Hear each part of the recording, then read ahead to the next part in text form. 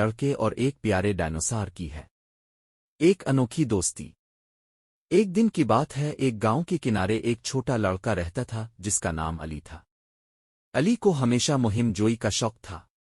وہ روزانہ جنگل میں جاتا اور پرندوں، خرگوشوں اور دیگر جانوروں کے ساتھ وقت گزارتا۔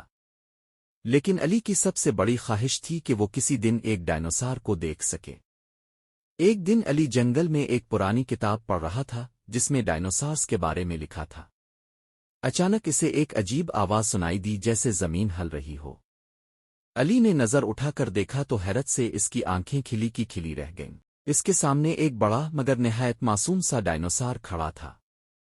تم کون ہو؟ علی نے تھوڑا گھبراتے ہوئے پوچھا۔ ڈائنوسار نے مسکرا کر جواب دیا، میں ڈینو ہوں۔ میں اس جنگل میں اکیلا ہوں اور ایک دوست کی تلاش میں ہوں۔ علی کی خوشی کا کوئی ٹھکانہ نہ رہا۔ وہ فوراً بولا، میں تمہارا دوست بننا چاہتا ہوں۔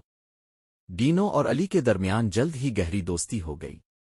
علی نے ڈینو کو اپنے گاؤں کے بارے میں بتایا اور ڈینو نے علی کو جنگل کے راز اور پرانے وقتوں کی کہانیاں سنائیں۔ وہ دونوں مل کر جنگل میں دوڑتے، کھیلتے اور مزے کرتے۔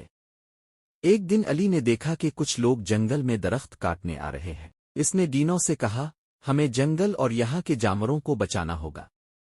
ڈینو نے بہادری دکھائی اور علی کی مدد سے ان لوگوں کو روکا۔ علی نے گاؤں کے بڑوں کو بھی بتایا کہ جنگل کی حفاظت کتنی ضروری ہے۔ سب نے مل کر فیصلہ کیا کہ جنگل کو بچانے کے لیے سخت قوانین بنائے جائیں گے۔ اس دن کے بعد علی اور ڈینو گاؤں کے ہیرو بن گئے۔ وہ ہمیشہ ایک دوسرے کے ساتھ رہتے اور دوسروں کی مدد کرتے۔ کہانی کا پیغام یہ ہے کہ دوستی، بہادری اور فطرت کی حفاظت سب کے لیے ضروری ہے۔